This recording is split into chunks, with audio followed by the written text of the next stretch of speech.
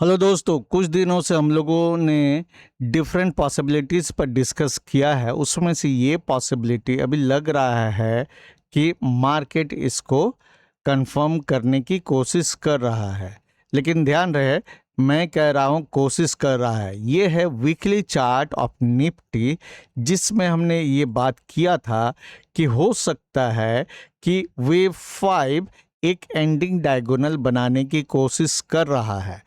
आज मेरे पास बहुत ज़्यादा समय नहीं है, कुछ दिनों से बहुत बिजी हूँ पर्सनल लाइफ में, इसलिए मैं छोटा सा वीडियो बना रहा हूँ। आप इसको ध्यान से देखिए। सितंबर 2024 को वेव 3 कंप्लीट हुआ है। इसके बाद 7 अप्रैल 2025 को वेव 4 कंप्लीट हुआ है और फिर वेव 5 एक एंडिंग डायगोनल बना रहा है। और एंडिंग डायगोनल यूजुअली क्या बनता है, मैंने आपको बताया हुआ है। वो बनता है 3 3 3 3 3, यानी इंटरनल स्ट्रक्चर इस तरह से इसका होता है। इसमें देखिए, ये आपको 3 यहां दिख जाएगा क्लियर।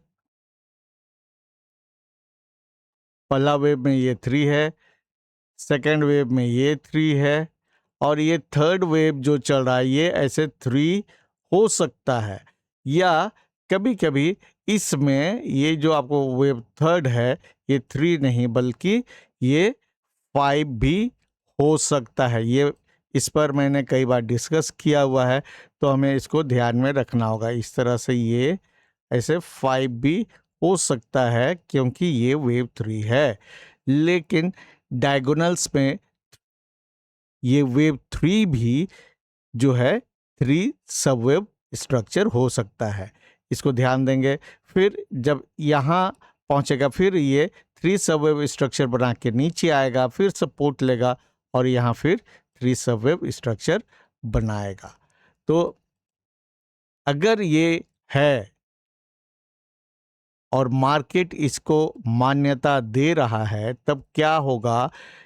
ये जो आपको लो दिख रहा है 2 अप्रैल का 22,182.55, ये लो होगा point of invalidation of this ending diagonal.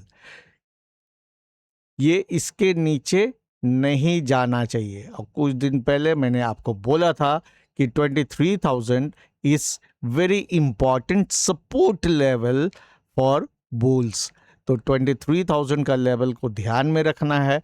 और ऊपर की ओर ये जो हाई आपको अप्रैल 2026 का दिख रहा है 24,601.70, ये अगर इसको हम लोग ओवरटेक कर लेते हैं तो ये एक कंफर्मेशन होगा कि हाँ, जो हम लोग वीकली चार्ट में सोच रहे हैं वो सही है। इसके ऊपर अगर मार्केट सस्टेन करता है तो फिर we are going to watch all time high very soon.